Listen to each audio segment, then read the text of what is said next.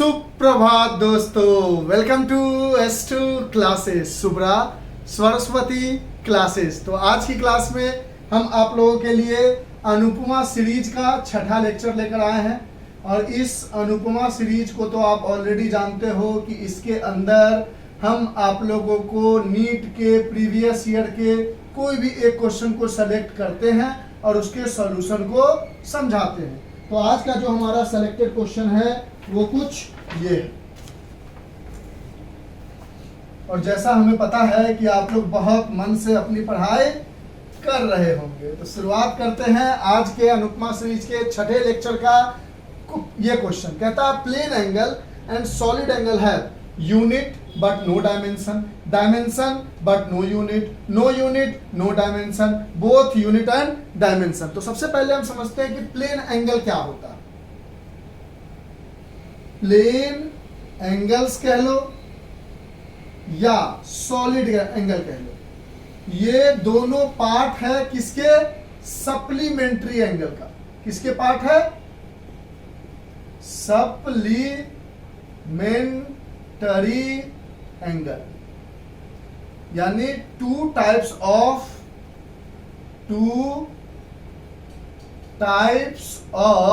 Supplementary angles are plane angle and solid angle. दो तरह के सप्लीमेंट्री एंगल होते हैं, एक प्लेन एंगल होती है और एक सॉलिड एंगल होती है। प्लेन एंगल हम उसको कहते हैं जो कि 2D फिगर में ड्रॉ किया जा सके। प्लेन एंगल को हम 2 डायमेंशनल फिगर में ड्रॉ कर पाते हैं। और 2 डायमेंशनल फिगर में स्पेशली आपने सर्कल देखा होगा।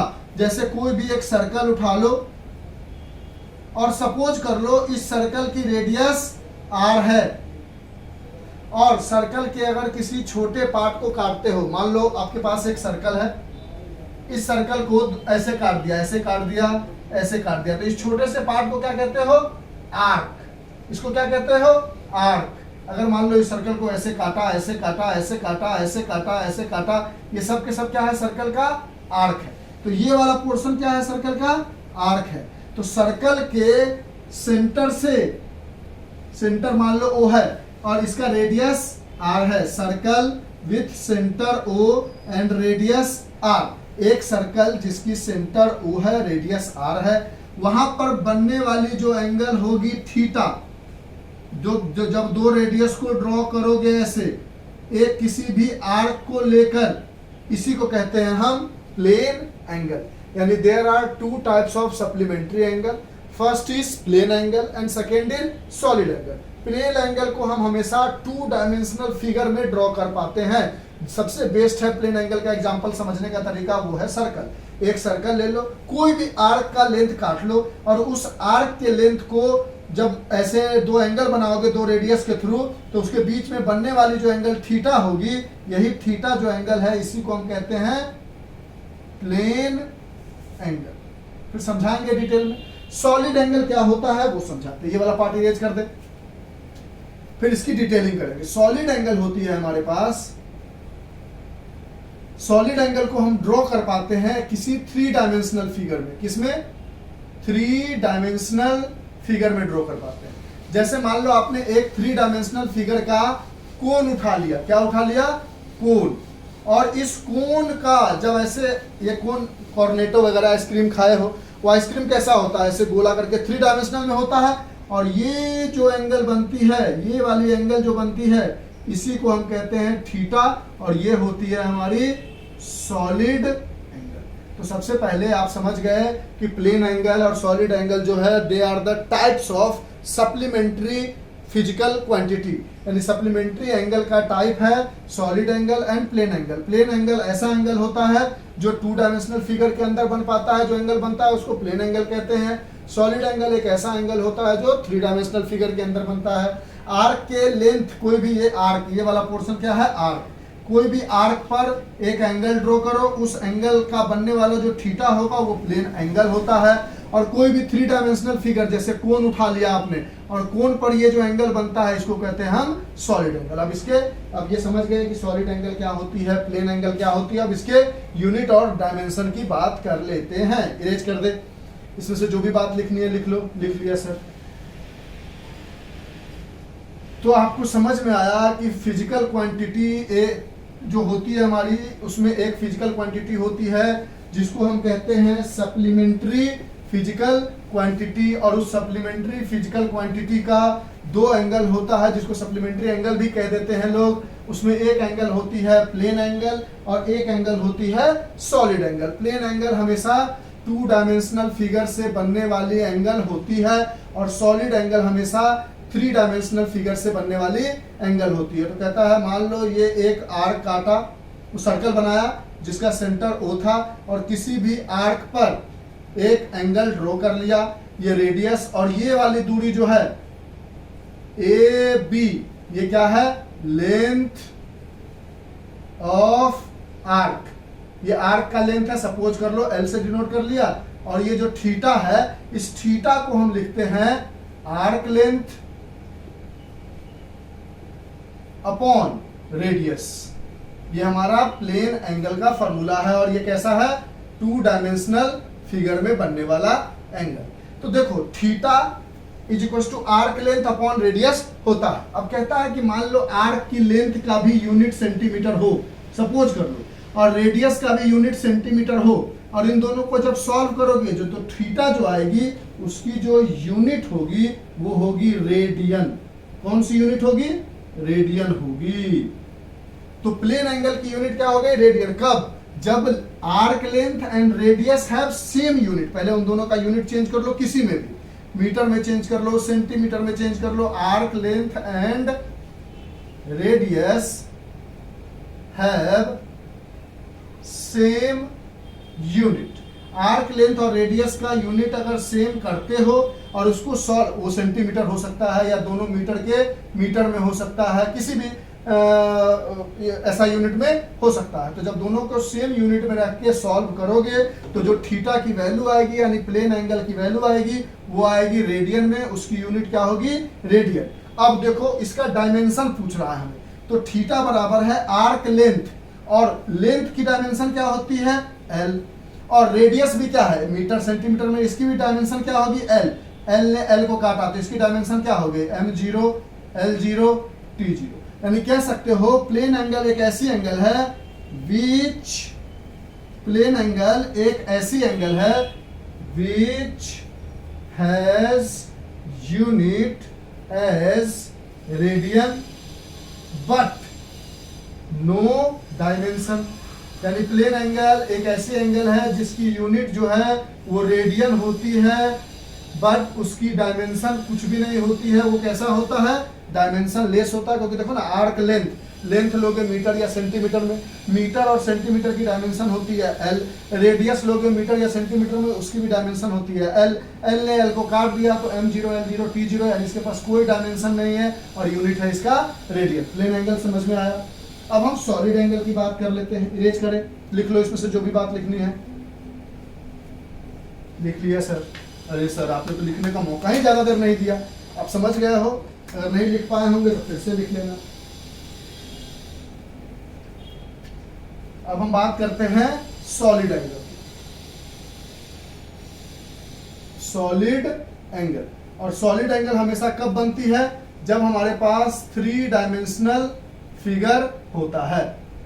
तो कहता है कि मान लो ये 3 डायमेंशनल फिगर में हमने कोण ले लिया और ये एंगल है थीटा और ये इसका एरिया है, क्योंकि ये जो सर्कल वाला रीजन है उसका एरिया लोगे, और ये इसका लेंथ है, ठीक है, या आर्क है, जो भी कह लो, ठीक है। लेंथ ही कहो, आर्क नहीं कहो क्योंकि आर्क कटा हुआ होता है। इस समय जो थीटा होता है वो होता है एरिया अपॉन जो लेंथ है उसका स्क्वायर, और इसकी जो यूनिट होती है वो होती है स्टेरेडियन। कहा गया कि इसकी यूनिट अगर मीटर स्क्वायर लेते हो तो इसकी भी यूनिट मीटर का स्क्वायर हो जाएगा। इसकी यूनिट अगर सेंटीमीटर स्क्वायर लेते हो तो इसकी भी यूनिट सेंटीमीटर स्क्वायर हो जाएगा, और जब दोनों की यूनिट सेम रखोगे तो इसकी जो यूनिट आएगी वो स्टेरेडियन आएगी। अब इसकी डायमेंशन निकालते हैं तो थीटा बराबर मीटर स्क्वायर या सेंटीमीटर का स्क्वायर का क्या होता है, L स्क्वायर, और लेंथ का L और उसका स्क्वायर L स्क्वायर कट गया, और ये भी आ गया M0 L0 T0। ओहो सर, यानी solid angle has unit as steradian but no dimension, यानी डायमेंशन लेस है। यानी plane angle and solid angle ऐसी चीज है जिसकी यूनिट तो है लेकिन कोई भी डायमेंशन नहीं है, यानी फर्स्ट ऑप्शन इज करेक्ट। जिसकी यूनिट प्लेन एंगल की यूनिट है रेडियन, सॉलिड एंगल की यूनिट है स्टेरेडियन, और दोनों का कोई डायमेंशन नहीं होता। तो आपसे क्वेश्चन पूछा जाएगा, नेम लिख लो, इसको बता देते हैं इस पर क्या क्या क्वेश्चन बन सकता है। तो बोलो, आपसे सबसे पहला क्वेश्चन ऐसा भी बन सकता है कि नेम टू फिजिकल क्वांटिटी या name a physical quantity which has unit but no dimension. पहला क्वेश्चन बन सकता है, इसका तो आंसर समझ गया। अब एक क्वेश्चन बन सकता है, name a physical quantities which has unit but no dimensions। ऐसी फिजिकल क्वांटिटी बताओ जिसकी यूनिट तो है लेकिन डायमेंशन नहीं है। तो आप बोलोगे एक सप्लीमेंट्री फिजिकल क्वांटिटी होती है, सप्लीमेंट्री फिजिकल क्वांटिटी होती है जिसके अंदर प्लेन एंगल आती है और सॉलिड एंगल आती है।